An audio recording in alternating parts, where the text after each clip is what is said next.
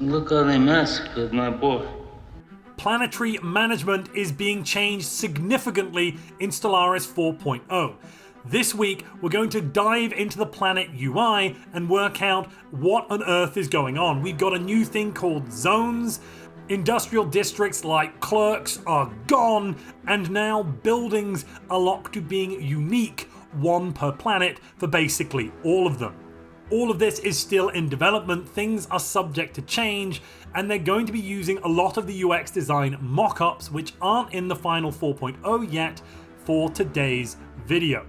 The final versions will not match these work in progress designs precisely, and the open beta definitely will not be at these levels of polish. It will actually look worse. We should be aware that numbers on these mock-ups are all placeholders and meant to help the rest of the team get the layout right, so things like pop counts or production numbers aren't entirely accurate, but maybe they are. I might be dissecting them just a little bit. But before we go any further, I need to say a massive thank you to Star Trek Fleet Command for sponsoring this video. Star Trek Fleet Command is an open world adventure that lets you explore hundreds of star systems, uncover hidden anomalies, and engage in story-driven missions inspired by classic Star Trek lore. You can build and upgrade your own space station, manage resources like dilithium, tritanium, and latinum, and command legendary ships like the USS Enterprise, Klingon D4, and Romulan Valdor. But it's not just about firepower. You can choose your faction, the Federation, Klingons, or Romulans, and form powerful alliances with other players to expand your influence.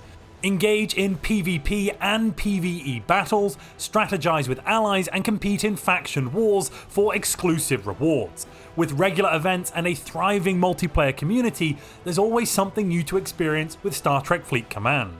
Are you ready to forge your legacy in the Star Trek universe? Download Star Trek Fleet Command now using our link in the description or scan the QR code on screen. I'll see you in the stars, Commanders. As the devs mentioned last week, one of the fundamental changes they are making to the economy behind the scenes is that planets are now the source of production rather than the pops themselves. This is a generally subtle change from the perspective of us, the players, but this has opened up the opportunity to revamp exactly how planets are structured and to formalize some of the job hierarchy. A few people have already guessed some of the things that Eladrin is going to share with us today. They're introducing a new planetary feature called zones. By specializing districts, zones function similarly to how the Forge World, Factory World, and Industrial World designations previously modified the jobs provided by industrial districts, only now as a more structured, intuitive, and flexible mechanic. So planets now have planets themselves, then districts, districts have zones, zones have buildings, and apparently buildings, I believe according to this list, then have your jobs. So let's dissect that hierarchy.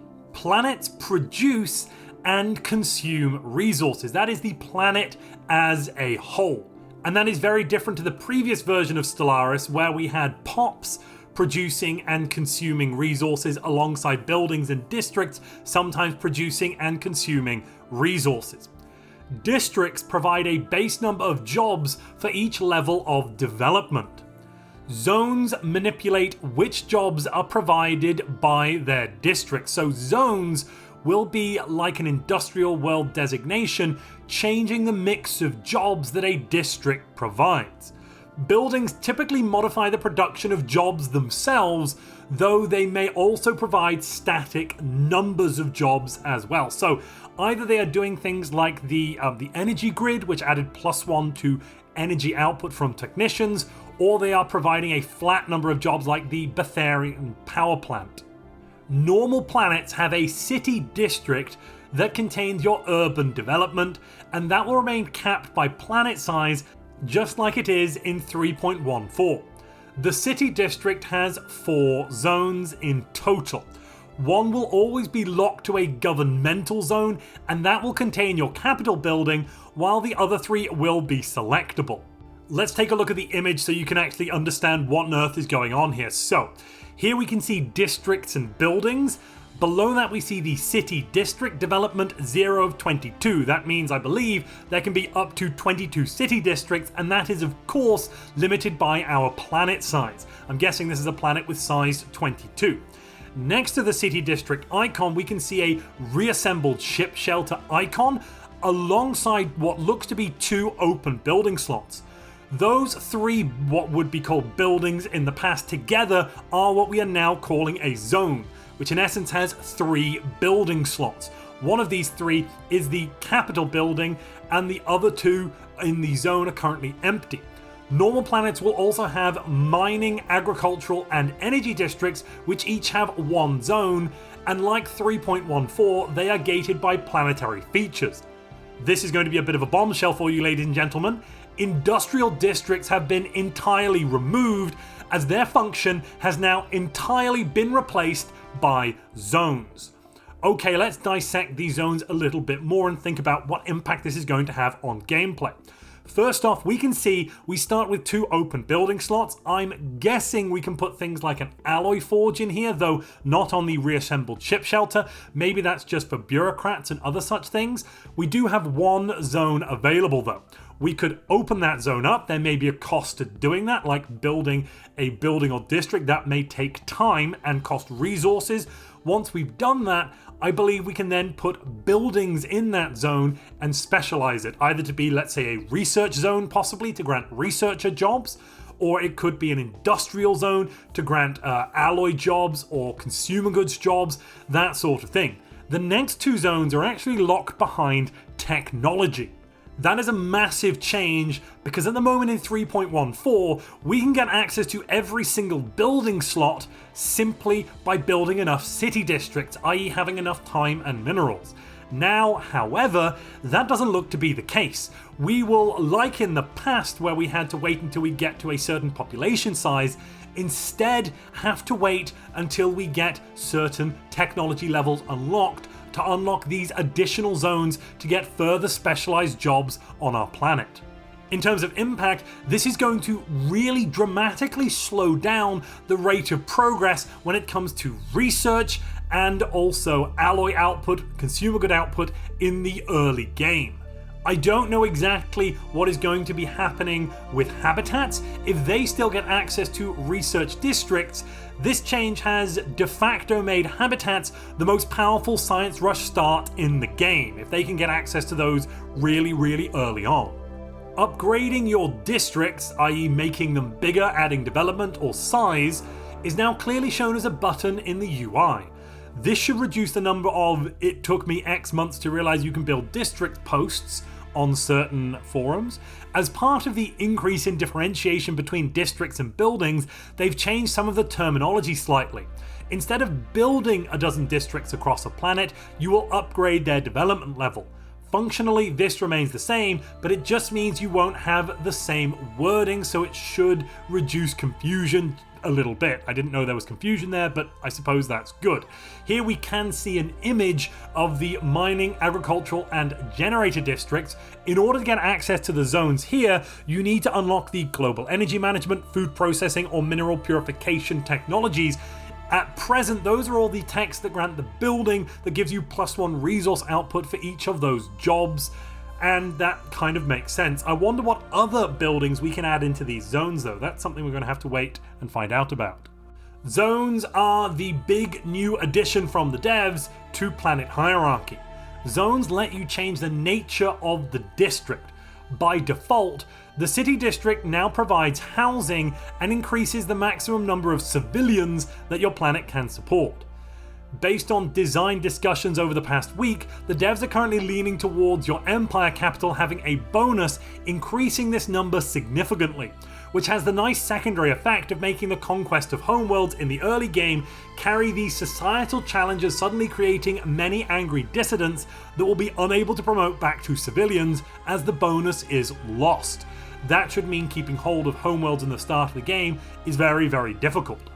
If you build a foundry zone, as we can see from this image here, the city district will then replace some of their civilian capacity and housing with metallurgist jobs for each level of development. If you build a factory zone, the city district will provide both metallurgist and artisan jobs, but with further reductions to their citizen capacity. Here we can see research zones. I will have to assume that that will mean a reduction to civilians and housing, but the benefit is more researchers. Knowing this, we don't know exactly how many additional jobs we're getting, but as I said, knowing this, maybe tech and industry isn't nerfed that much, because we can expand the city districts on a planet and get that first zone in as a foundry zone, for example, and therefore get lots and lots of metallurgists out of our new planet. You can also build multiple zones of the same type. In your city district, for example, the first zone of each type on a planet grants 3 slots for buildings. Duplicate zones do not grant additional building slots. Okay. Buildings typically modify the production of their associated jobs, and most are now planet unique. The majority of buildings are now restricted to the specific relevant zones that they can be built in, but some can still be built anywhere. The government zone and urban zone, however, accept most urban buildings. This build list will be filtered appropriately so you'll know what you can build there. The majority of jobs will now also have a single output by default. Researchers are therefore being broken apart into physicists, biologists, and engineers. I'm interested to find out if that means your research zone provides one of each jobs, or you'll have to choose special buildings to put down to get your researchers there, your different types of them, physicists, biologists, and engineers. I kind of like this change. It makes it simpler to know what a job is doing if it only has a single output. Origins and civics that previously replaced jobs will now typically instead have a building that modifies the associated job. A benefit of this is that it should now be able to stack better with other similar civics. Oh, that's really good.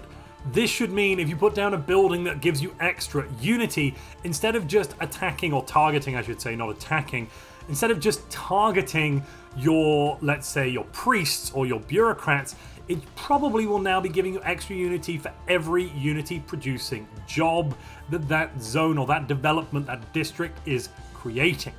The devs hope to be able to reduce restrictions, so perhaps you'll be able to sacrifice willing pops by flinging them into a black hole for money. That should be a combination of Death Cult, the Dark Consortium Civic, and possibly also some sort of Megacorp Civic that I'm not entirely sure.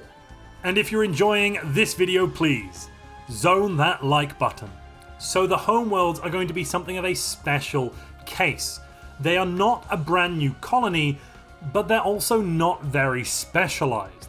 They need to provide a little bit of everything, but could really use some cleanup after all those years of development.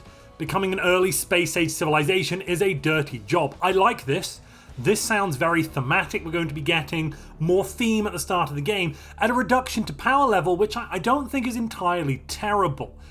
Here we can see the work in progress UX mock-up of what Earth may look like at the start of the game.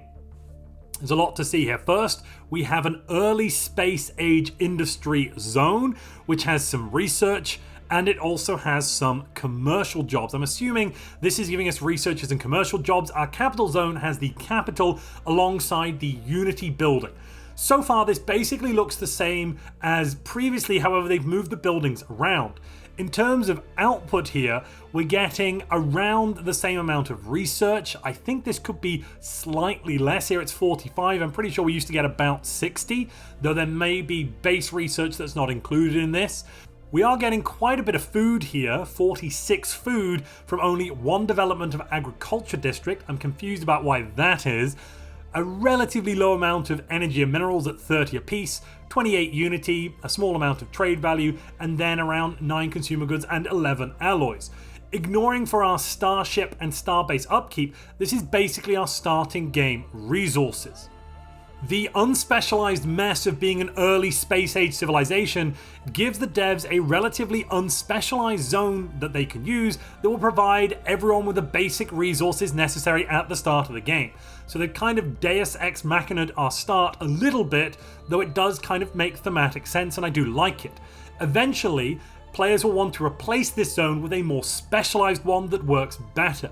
They also get access to a new zone right at the start of the game, which we could make either a research zone, probably going to be the best thing for us, or maybe an alloy zone if we're going to go on the aggressive. Before we move on, I want to note a few extra things here. We have 5,000 pops in total, no open jobs, 1.8 thousand apparently unemployed, though they may just be civilians, and an excess of only 300 housing, which I believe at this point is basically tiny. That's kind of 3 pops worth of housing. We do have 5 district slots available, and I'm not entirely sure, but it does seem that all of our districts are capped by this planet size. So if we were to build, or develop I should say, 5 more agriculture districts, we would not have the ability to put down 5 more city districts. So that's pretty much the same as previously, though pop numbers have changed, jobs have changed, layout has massively changed. And there is that upgrade button, which is the previous build button. That's how to get an additional development, an additional district of every type. As you head out into the stars, you'll naturally want to colonize the worlds you find.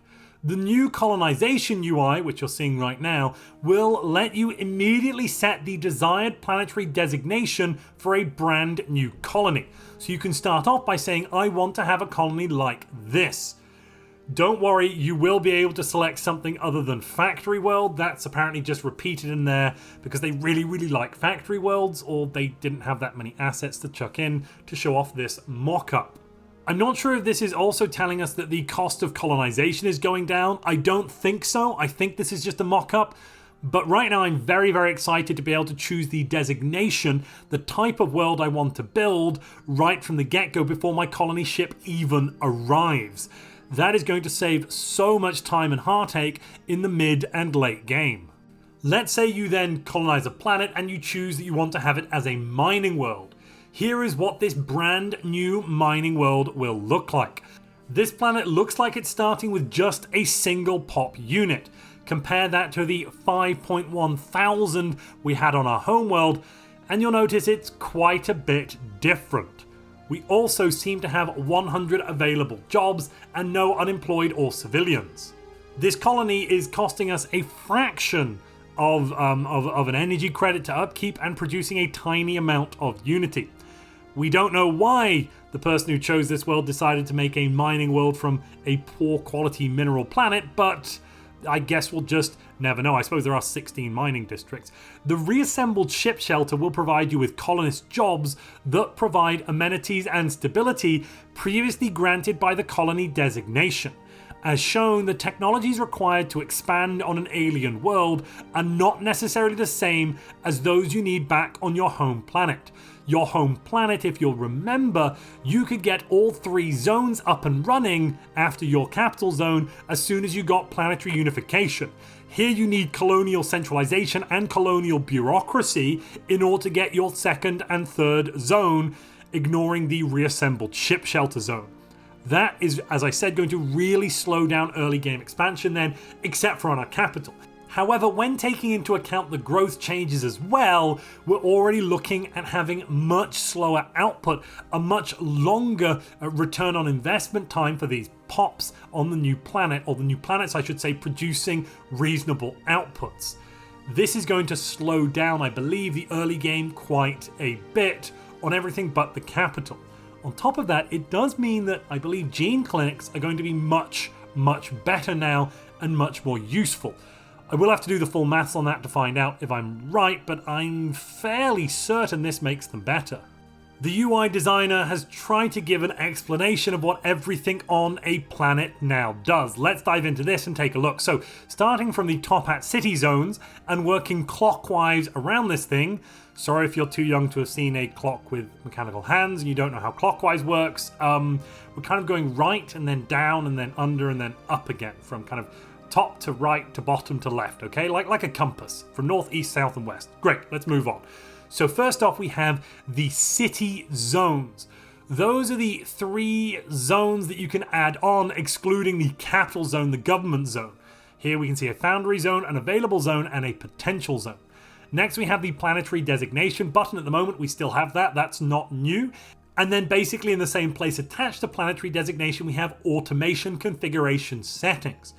I believe planetary designations are staying quite similar. However, the industrial and forge world designations are obviously losing their ability to move jobs around, as that is now tied to having things like the foundry zone.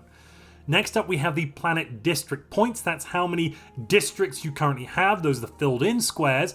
And the hollow squares with a darker blue square inside, those are the empty districts, showing that we have 3 districts available. We are on 14 of 17.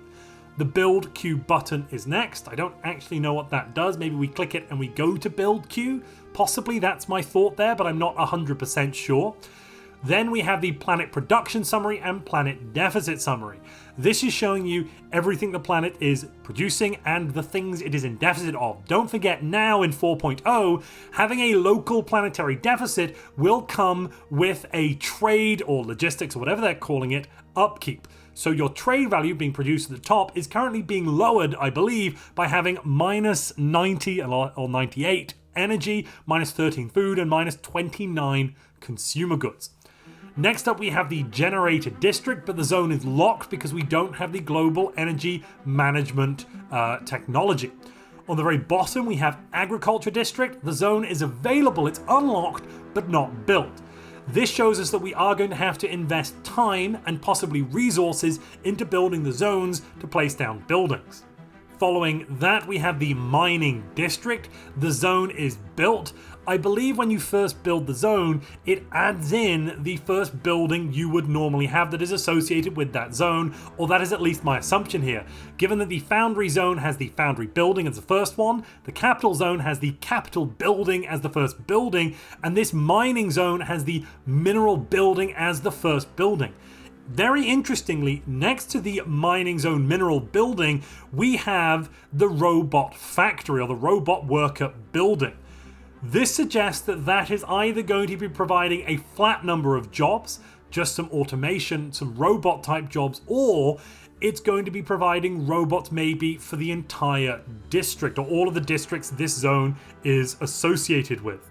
We're still not done though. We finally have the city district, and above that the districts and buildings header. Note that all of the city zones are contained within the city district. They are all a part of it. And on top of that, we have the capital zone, which seems to not be part of the city zones. It's its own independent thing, but it does affect the city zones, I believe.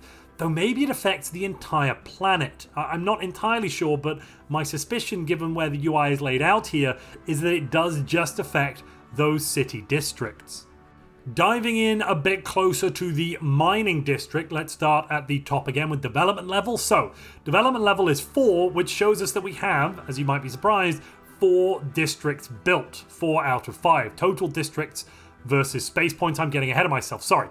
District name here, mining district. The zone name, deep core mines. That is because we have the mining building here. That may suggest there's more than one type of zone possible for mining districts. If there is, that's very exciting. We can upgrade it. That's the same as build. It's going to add on an additional mining district. And then we've got the mining zone, which always has 3 building slots. I believe the first one is always taken up by the deep core mine building, or whatever that first mineral building is. Again, as noted before, we do have that robot factory, that robot job output there, which is quite interesting to see that we don't have to put in the capital. We then have space points or total district. This is just lots of visualization of the same thing repeated over and over. Development 4 out of 5. Development 4 rectangles out of 5 rectangles. And at the top, development level is 4 as well. That's kind of the same information repeated in triplicate, but good.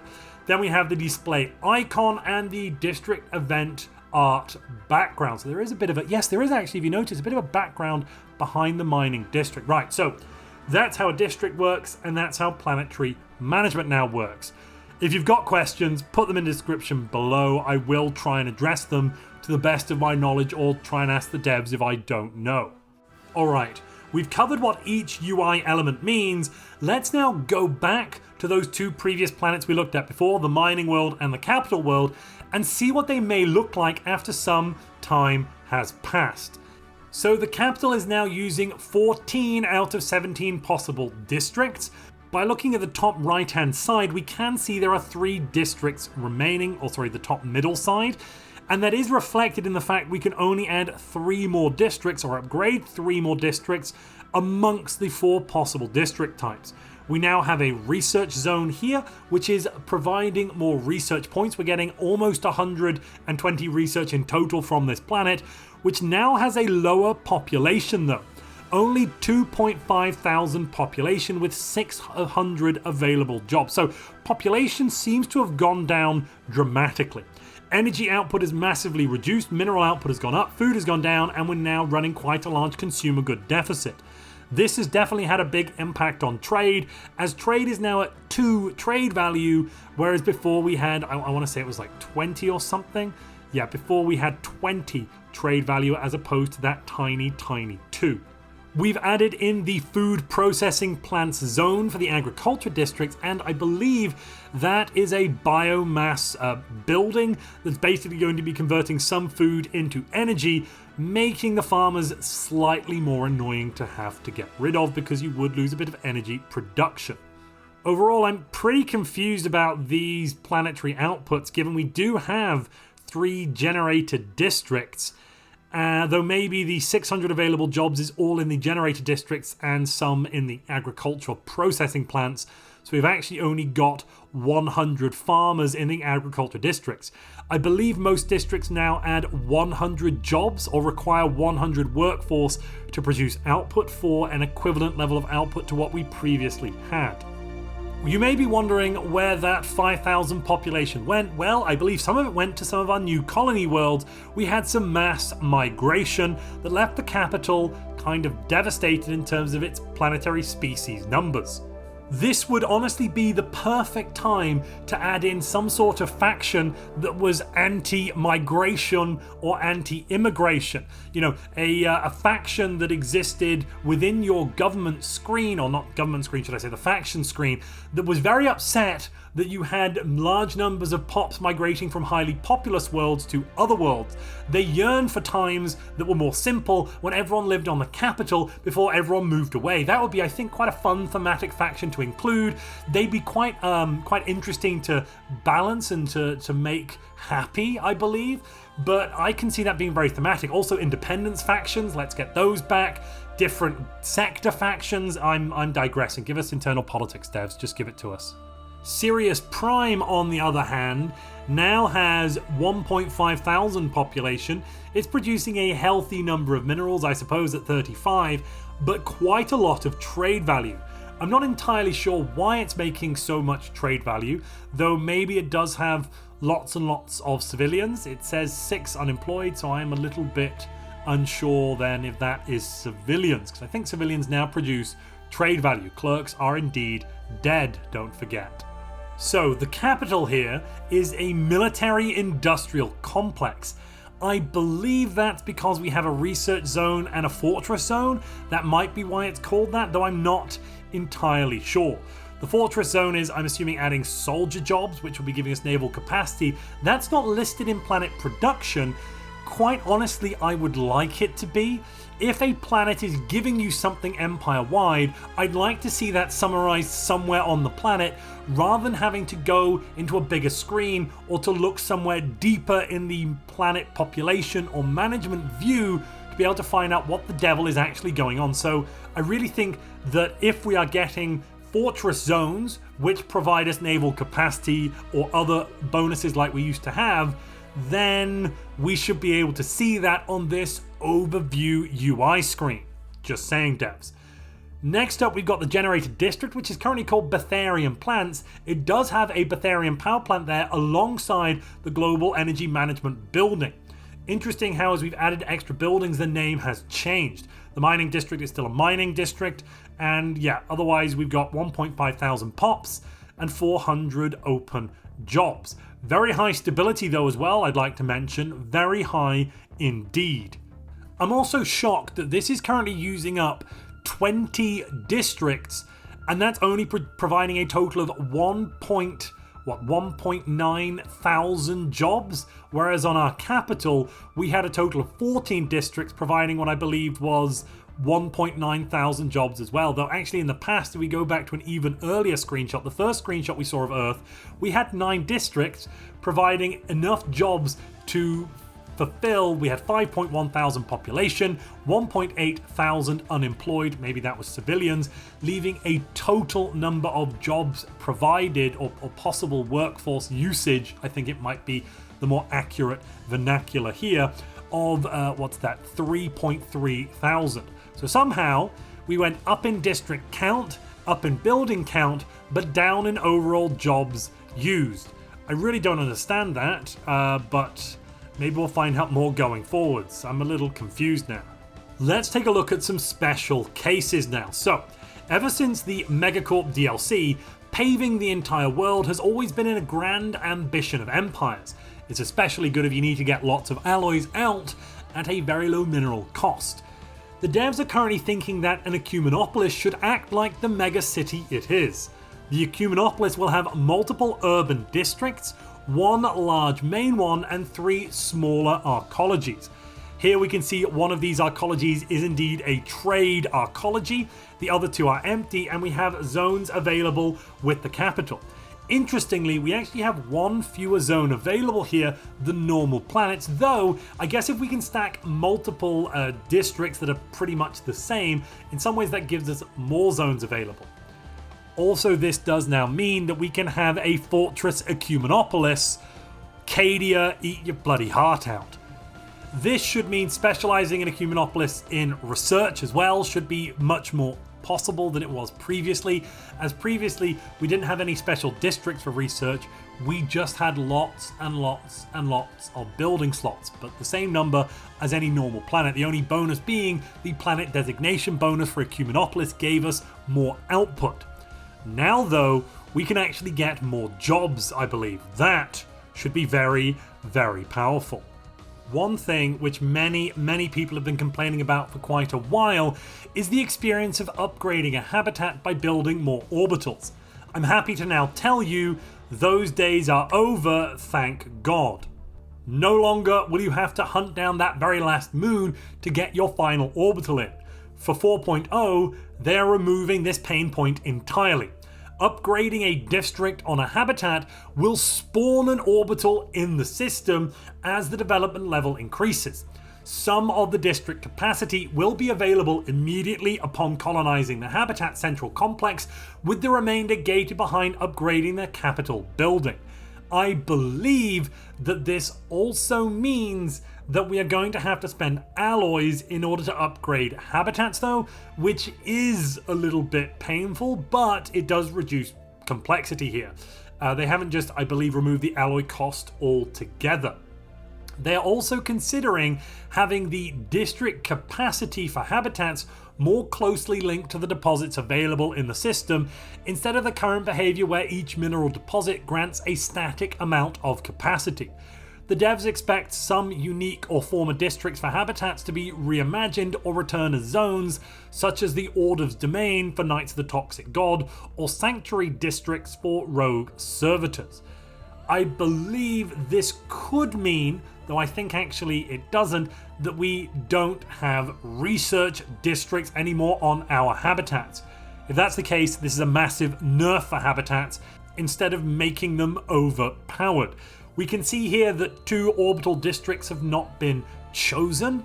That could suggest we can have science districts and trade districts, but I'm not going to hold out hope here. I think that just means food and energy can be placed there, but at present has not been placed. All of these planets do seem to start off with just a single pop, which would mean growth is dramatically small at the start. You will need immigration to get this habitat off the ground. I suspect that could mean we get an early game civic or technology that allows us to preemptively place some population on a colony ship for when it arrives. That would be a fun little way of getting around that early game debuff.